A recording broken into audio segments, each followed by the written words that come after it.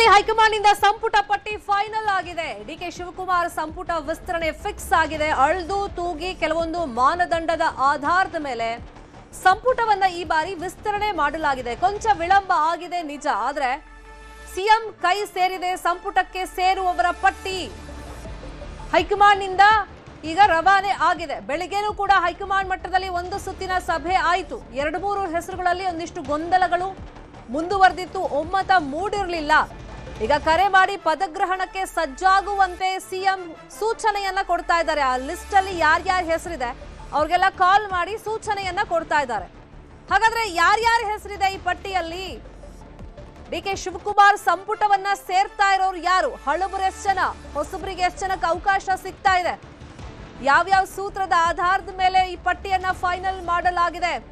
ಜಾತಿವಾರು, ಪ್ರಾದೇಶಿಕವಾರು, ಅಹಿಂದ ವರ್ಗಕ್ಕೆ ಆದ್ಯತೆ, ಹಳಬರು ಹೊಸಬರನ್ನ ಹೆಂಗೆ ಬ್ಯಾಲೆನ್ಸ್ ಮಾಡಿದ್ದಾರೆ? ಈಗ ಪಟ್ಟಿ ಫೈನಲ್ ಆಗಿದೆ. ಸಿಎಂ ಡಿಕೆ ಶಿವಕುಮಾರ್ ಅವ್ರ ಕೈ ಸೇರಿದೆ. ಯಾರ್ಯಾರ ಹೆಸರಿದೆ ಹಾಗಾದ್ರೆ ಪಟ್ಟಿಯಲ್ಲಿ? ಚಲುವರಾಯಸ್ವಾಮಿ ಈ ಹಿಂದೆನೂ ಮಂತ್ರಿಯಾಗಿದ್ರು. HC ಬಾಲಕೃಷ್ಣ ಅವರು, ಬಸವಂತಪ್ಪ, ರುದ್ರಪ್ಪ ಲಮಾಣಿಗೆ ಆಲ್ರೆಡಿ ಸಿಎಂ ಕರೆ ಮಾಡಿದ್ದಾರೆ. ಪದಗ್ರಹಣ ಕಾರ್ಯಕ್ರಮಕ್ಕೆ ಬನ್ನಿ ಅಂತ ಹೇಳಿದ್ದಾರೆ. ಇನ್ನುಳಿದಂತೆ ಎಸ್ ಪೊನ್ನಣ್ಣ, ಹೊಸಬರಿಗೆ ಅವಕಾಶ ಸಿಕ್ಕಿದೆ. ಜಮೀರ್ ಅಹಮದ್ ಪಟ್ಟಿಯಲ್ಲಿ ಹೆಸರಿರುತ್ತೋ ಇಲ್ವೋ ಅನ್ನೋ ಗೊಂದಲದಲ್ಲಿದ್ರು. ಕಾರಣ ಈ ಹಿಂದೆ ದಾವಣಗೆರೆ ಎಲೆಕ್ಷನ್ ನಲ್ಲಿ ಪಕ್ಷ ದ್ರೋಹ ಕೆಲಸ ಮಾಡಿದ್ದಾರೆ ಅಂತ ಹೇಳಿ ಅವ್ರ ಮೇಲೆ ಆರೋಪಗಳು ಕೇಳಿ ಬಂದಿತ್ತು. ಕಾರಣ ಒಂದು ಆಡಿಯೋ ಸಾಕಷ್ಟು ವೈರಲ್ ಆಗಿತ್ತು, ಅದು ಜಮೀರ್ ಅವರದ್ದು ಅಂತ ಹೇಳಲಾಗ್ತಾ ಇತ್ತು. ಇನ್ನು ನಾಗರಬಾವಿ ಅಜ್ಜಯ್ಯನ ಮಠಕ್ಕೆ ತೆರಳಿದ್ದಾರೆ ಸಿಎಂ. ನೂತನ ಸಚಿವರ ಪಟ್ಟಿಯನ್ನ ಹಿಡಿದು ಹೊರಟಿದ್ದಾರೆ. ಸಂಜೆ 4:05 ಸಚಿವರ ಪದಗ್ರಹಣ ನಿಗದಿಯಾಗಿದೆ. ಮೊನ್ನೆನೇ ಬೇಕಾದಂತ ತಯಾರಿ ಲೋಕಭವನದಲ್ಲಿ ಆಗಿತ್ತು. ಯಾವುದೇ ಕ್ಷಣದಲ್ಲಾದ್ರೂ ಪಟ್ಟಿ ಬರಬಹುದು ಅನ್ನೋ ನಿರೀಕ್ಷೆ ಇತ್ತು. ಬಹುತೇಕ ನೆನ್ನೆನೇ ಪಟ್ಟಿಯನ್ನ KC ವೇಣುಗೋಪಾಲ್ ಅವರು ತಗೊಂಡು ಬೆಂಗಳೂರಿಗೆ ಬರ್ತಾರೆ ಅಂತ ನಿರೀಕ್ಷೆ ಇತ್ತು. ಆದ್ರೆ ಒಂದು 2-3 ಹೆಸರಲ್ಲಿ ಒಮ್ಮತ ಮೂಡಿರಲಿಲ್ಲ KC ವೇಣುಗೋಪಾಲ್ ಅವರಿಗೆ ಮತ್ತೆ ಮಲ್ಲಿಕಾರ್ಜುನ್ ಖರ್ಗೆ ಅವರಿಗೆ. ಈ ನಿಟ್ಟಿನಲ್ಲಿ ಇವತ್ತು ಬೆಳಿಗ್ಗೆ ಮತ್ತೆ ಸಭೆಯನ್ನ ಮಾಡಿದ್ರು. ಆ ಸಭೆ ಮುಕ್ತಾಯ ಆದ್ಮೇಲೆ ಪಟ್ಟಿಯನ್ನ ಈಗ ಡಿಕೆ ಶಿವಕುಮಾರ್ ಅವರಿಗೆ ಕಳಿಸ್ಕೊಟ್ಟಿದ್ದಾರೆ ಅಂತ ಹೇಳಿ ಮಾಹಿತಿಗಳಿದೆ. ಅದರಂತೆ ಈಗ ಪಟ್ಟಿ ಬಂದ ತಕ್ಷಣನೇ ಡಿಕೆ ಶಿವಕುಮಾರ್ ಅವರು ಆ ಪಟ್ಟಿಯಲ್ಲಿ ಯಾರ್ದೆಲ್ಲ ಹೆಸರಿದೆ ಅವ್ರಿಗೆ ದೂರವಾಣಿ ಕರೆಯನ್ನ ಮಾಡಿ ಬನ್ನಿ ಪದಗ್ರಹಣವನ್ನ ಮಾಡಿ ಅಂತ ಹೇಳಿದ್ದಾರೆ. ಹಾಗಾದ್ರೆ ಸಿಎಂ ಕೈ ಸೇರಿದಂತ ಪಟ್ಟಿಯಲ್ಲಿ ಯಾರ್ಯಾರ ಹೆಸರಿದೆ ಅಂದ್ರೆ ಚಲುವರಾಯಸ್ವಾಮಿ ಹೆಸರಿದೆ, ಬಾಲಕೃಷ್ಣ ಅವ್ರ ಹೆಸರಿದೆ, ಬಸಂತಪ್ಪ ಹೆಸರು, ರುದ್ರಪ್ಪ ಲಮಾಣಿ, ಎಸ್ ಪೊನ್ನಣ್ಣ, ಜಮೀರ್ ಅಹಮದ್. ಒಟ್ಟು 18 ಸಚಿವರುಗಳು ಇವತ್ತು ಪದಗ್ರಹಣ ಮಾಡುವಂತ ನಿರೀಕ್ಷೆ ಇದೆ. ಸೋಫಾರ್ 6 ಹೆಸರುಗಳು ಸದ್ಯಕ್ಕೆ ನ್ಯೂಸ್ 18ಗೆ ಲಭ್ಯವಾಗಿದೆ. ಸಂಜೆ 4:05 ಲೋಕಭವನದಲ್ಲಿ ಪ್ರಮಾಣ ವಚನ ಕಾರ್ಯಕ್ರಮಕ್ಕೆ ಎಲ್ಲ ತಯಾರಿಗಳಾಗಿದೆ. ಆಲ್ರೆಡಿ ಕಮಿಷನರ್ ಕೂಡ ಪೊಲೀಸ್ ಭದ್ರತೆ ದೃಷ್ಟಿಯಲ್ಲಿ ಹಿರಿಯ ಪೊಲೀಸ್ ಆಫೀಸರ್ಗಳಿಗೆ ಸೂಚನೆಯನ್ನ ಕೊಟ್ಟಿದ್ರು.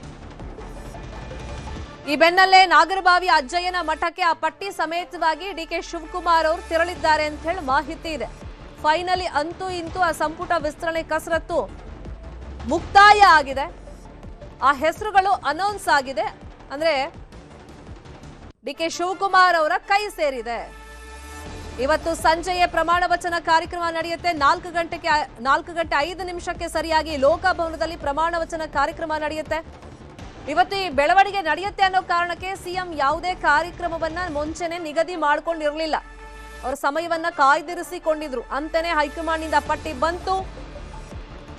ಈಗ ಸಂಜೆನೆ ಪ್ರಮಾಣ ವಚನ ಆಗತ್ತೆ. ಅದಕ್ಕೂ ಮುಂಚಿತವಾಗಿ ಯಾರ್ಯಾರ ಹೆಸರಿದೆ ಪಟ್ಟಿಯಲ್ಲಿ ತಿಳಿಸ್ಬೇಕಲ್ಲ, ಆ ಕೆಲಸವನ್ನ ಡಿಕೆ ಶಿವಕುಮಾರ್ ಅವರು ಮಾಡ್ತಾ ಇದ್ದಾರೆ. ಇಲ್ಲಿ 3 ಪಟ್ಟಿಯನ್ನ ತೆಗೆದುಕೊಂಡು ಹೋಗಿದ್ರು. ಅಂದ್ರೆ ತಮ್ಮ ಬಣದ ನಾಯಕರಿಗೆ ಸ್ಥಾನಮಾನ ಕೊಡಿಸುವಂತ ನಿಟ್ಟಿನಲ್ಲಿ ಸಂಪುಟದಲ್ಲಿ ಒಂದು ಡಿಕೆ ಶಿವಕುಮಾರ್ ಅವರ ಪಟ್ಟಿ, ಮತ್ತೊಂದು ಸಿದ್ದರಾಮಯ್ಯ ಅವರ ಪಟ್ಟಿ, ಮತ್ತೊಂದು KPCC ಅಧ್ಯಕ್ಷ BK ಹರಿಪ್ರಸಾದ್ ಅವರ ಪಟ್ಟಿ.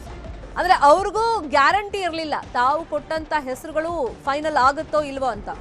ಇದೇ ವಿಷಯವಾಗಿ ಇನ್ನಷ್ಟು ಡೀಟೇಲ್ ಆಗಿ ಇನ್ಫಾರ್ಮೇಶನ್ ಕೊಡ್ತಾ ಹೋಗೋದಕ್ಕೆ ಫೋನ್ ಸಂಪರ್ಕದಲ್ಲಿ ಕನೆಕ್ಟ್ ಆಗಿದ್ದಾರೆ ನಮ್ಮ political bureau reporter Krishna. Finally list DK Shivakumar ಅವ್ರ ಕೈ ಸೇರಿದೆ. ಯಾರ್ಯಾರ ಹೆಸರಿದೆ, ಯಾವ್ಯಾವ ಮಾನದಂಡದ ಆಧಾರದ ಮೇಲೆ ಸ್ಥಾನಮಾನ ಕೊಟ್ಟಿದೆ ಈ ಸತ್ಯ ಹೈಕಮಾಂಡ್? ಕೃಷ್ಣ. ಶರ್ಮಿತಾ, ಬಹಳಷ್ಟು ನಿರೀಕ್ಷೆ ಹುಟ್ಟಿಸಿರುವಂತದ್ದು ಸಚಿವ ಸಂಪುಟ ವಿಸ್ತರಣೆ ಬಹುತೇಕವಾಗಿ ಸಂಜೆ 4:05 ಈಗ ನಿಗದಿಯಾಗಿದೆ. ಈಗ ಮುಖ್ಯಮಂತ್ರಿಗಳು ಕೂಡ ನೂತನ ಸಚಿವರ ಪಟ್ಟಿ ಏನು ಹೈಕಮಾಂಡ್ ನಾಯಕರಿಂದ ಕಳಿಸ್ಕೊಟ್ಟಿದ್ರು, ಆ ಒಂದು ಪಟ್ಟಿಯೊಂದಿಗೆ ಈಗ ಅಜ್ಜಯ್ಯನ ಮಠಕ್ಕೆ ತೆರಳಿರುವಂತದ್ದು. ಯಾವುದೇ ಒಂದು ಶುಭ ಕಾರ್ಯ ಆದ್ರೂ ಕೂಡ, ಸರ್ಕಾರದ ಕಾರ್ಯಕ್ರಮ ಆದ್ರೂ ಕೂಡ ಅಜ್ಜಯ್ಯನ ಭೇಟಿಯನ್ನ ಮಾಡಿ ಅವರ ಆಶೀರ್ವಾದ ಪಡ್ಕೊಳ್ಳುವಂತದ್ದು ಸಂಪ್ರದಾಯ ಮುಖ್ಯಮಂತ್ರಿಗಳು ಡಿ ಕೆ ಶಿವಕುಮಾರ್ ಅವರು.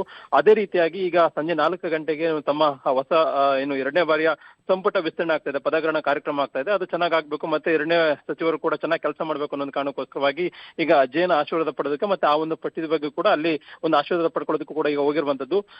ಮುಖ್ಯಮಂತ್ರಿಗಳು ಸದಾಶಿವನಗರ ನಿವಾಸದಿಂದ ಕಾರಿನಲ್ಲಿ ಹೊರಡಬೇಕಾದ್ರೆ ನೂತನ ಸಚಿವರ ಪಟ್ಟಿಯನ್ನ ಕೈಯಲ್ಲಿ ಹಿಡ್ಕೊಂಡು ಆ ಒಂದು ಪಟ್ಟಿಯಲ್ಲಿ ಯಾರೆಲ್ಲ ಹೆಸರಿದೆ ಅವ್ರಿಗೆ ಖುದ್ದು ಮುಖ್ಯಮಂತ್ರಿಗಳು ಫೋನ್ ಕರೆಯನ್ನ ಮಾಡೋದ್ರ ಮುಖಾಂತರವಾಗಿ ಸಂಜೆ 4 ಗಂಟೆಗೆ ಲೋಕಭವನದ ಗಾಜಿನ ಮನೆಯಲ್ಲಿ ಪದಗ್ರಹಣ ಕಾರ್ಯಕ್ರಮಕ್ಕೆ ಬನ್ನಿ ಅನ್ನೋ ಒಂದು ಸೂಚನೆಯನ್ನ ಡಿ ಕೆ ಶಿವಕುಮಾರ್ ಕೊಡ್ತಾ ಇರುವಂತದ್ದು.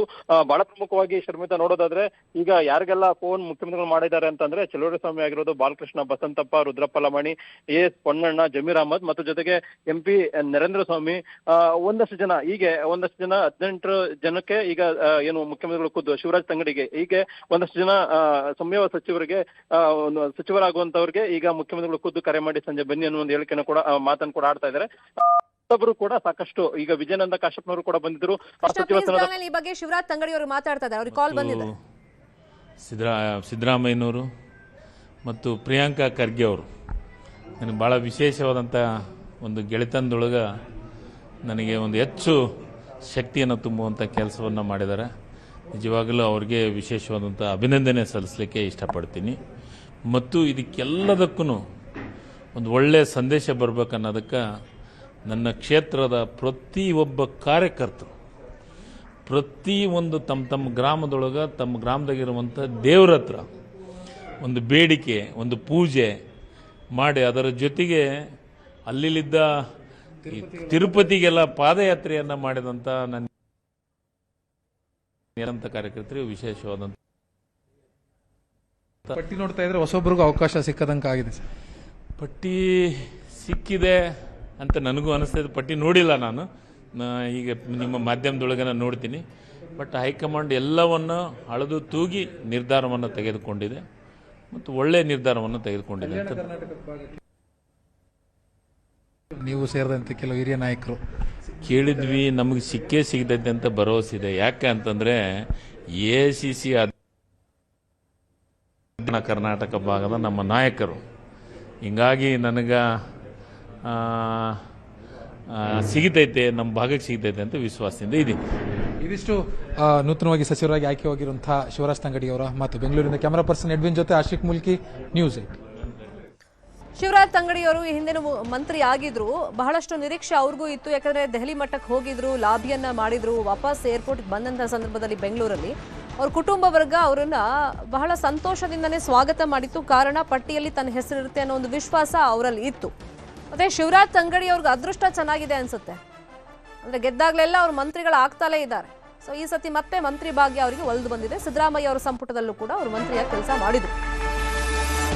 PM ನರೇಂದ್ರ ಸ್ವಾಮಿ ಅವರಿಗೆ ಕರೆ ಬಂದಿದೆ. ಶಿವರಾಜ್ ತಂಗಡಿಗೆ ಅವರು ಈಗಷ್ಟೇ ನ್ಯೂಸ್ 18 ಜೊತೆ ಎಕ್ಸ್ಕ್ಲೂಸಿವ್ ಆಗಿ ಮಾತಾಡ್ತಾ ಹೇಳ್ತಾ ಇದ್ರು, ನನಗೆ ಕರೆ ಬಂದಿದೆ, ಮತ್ತೆ ದೇವರಿಗೆ ಹರಕೆ ಹೊತ್ತ ಬಗ್ಗೆ ಎಲ್ಲ ಅವ್ರು ಹೇಳ್ತಾ ಇದ್ರು. ಬಿ ನಾಗೇಂದ್ರ ಅವರು ಪ್ರಮುಖವಾಗಿ ವಾಲ್ಮೀಕಿ ಹಗರಣದಲ್ಲಿ ಹಿಂದೆ ದೊಡ್ಡ ಮಟ್ಟದಲ್ಲಿ ರಾಜ್ಯದಲ್ಲಿ ಕಾಂಗ್ರೆಸ್ ಸರ್ಕಾರ ಬಂದಾಗ ಸಂಚಲನಕ್ಕೆ ಕಾರಣ ಆಗಿತ್ತು. ಆಮೇಲೆ ಆ ಹಗರಣದಲ್ಲಿ ಇವ್ರ ಹೆಸರೇ ಪ್ರಮುಖವಾಗಿ ಕೇಳಿ ಬಂದಿದ್ರಿಂದ ರಾಜೀನಾಮೆಯನ್ನು ಕೂಡ ಕೊಡಬೇಕಾಗಿತ್ತು. ಸೊ ಈಗ ಮತ್ತೆ ಅವರಿಗೆ ಮಂತ್ರಿ ಭಾಗ್ಯವನ್ನ ನೀಡಲಾಗಿದೆ ಅಂತ ಹೇಳಿ ಮಾಹಿತಿ ಸಿಗ್ತಾ ಇದೆ. ಬಿ ನಾಗೇಂದ್ರ ಅವರಿಗೆ ಸಚಿವ ಸ್ಥಾನ.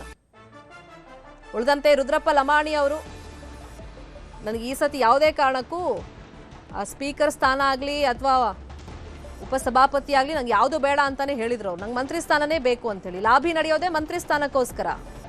ಸಮಾಧಾನ ಪಡಿಸೋದಕ್ಕೆ ಸ್ಪೀಕರ್ ಸ್ಥಾನದ ಬಗ್ಗೆ ಕೆಲವರಿಗೆ ಭರವಸೆ ಕೊಟ್ಟಿದ್ದಾರೆ, ಕೆಲವರು ತಟಸ್ಥವಾಗಿದ್ದಾರೆ, ಕೊಟ್ರೆ ಕೊಡ್ಲಿ ಅಂತೇಳಿ. ಇನ್ನು ಕೆಲವರು ಖಡಾಖಂಡಿತವಾಗಿ ನಿರಾಕರಿಸಿದ್ದಾರೆ. ನಮಗಂತೂ ಬೇಡ ಸ್ಪೀಕರ್ ಹುದ್ದೆ, ನಮಗೆ ಕೊಟ್ರೆ ಮಂತ್ರಿ ಸ್ಥಾನನೇ ಬೇಕು ಅಂತ ಕೇಳಿದ್ದಾರೆ. ಇನ್ನುಳಿದಂತೆ ನೋಡೋದಾದ್ರೆ ಬಾಲಕೃಷ್ಣ ಅವರು, ಬಸಂತಪ್ಪ, ರುದ್ರಪ್ಪ ಲಮಾಣಿ, ಎಸ್ ಪೊನ್ನಣ್ಣ, ಜಮೀರ್ ಅಹಮದ್ ಖಾನ್ ಅವರಿಗೆ ಸಂಪುಟದಲ್ಲಿ ಈ ಬಾರಿ ಮತ್ತೆ ಸ್ಥಾನವನ್ನ ನೀಡಲಾಗಿದೆ. ನರೇಂದ್ರ ಸ್ವಾಮಿ ಅವ್ರಿಗೂ ಕೂಡ ಕರೆ ಹೋಗಿದೆ ಅಂತ ಹೇಳಿ ಮಾಹಿತಿ ಲಭ್ಯವಾಗಿದೆ.